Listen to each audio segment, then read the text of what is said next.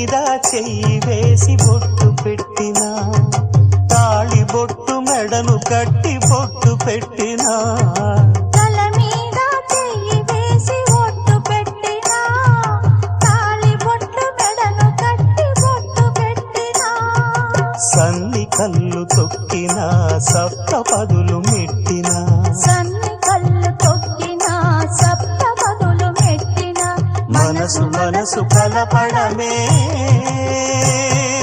మంత్రం పరమార్థం. శ్రీరస్తు శుభమస్తు, శ్రీరస్తు శుభమస్తు. శ్రీకారం చుట్టుకుంది పెళ్లి పుస్తకం, ఇక ఆకారం దాచుతుంది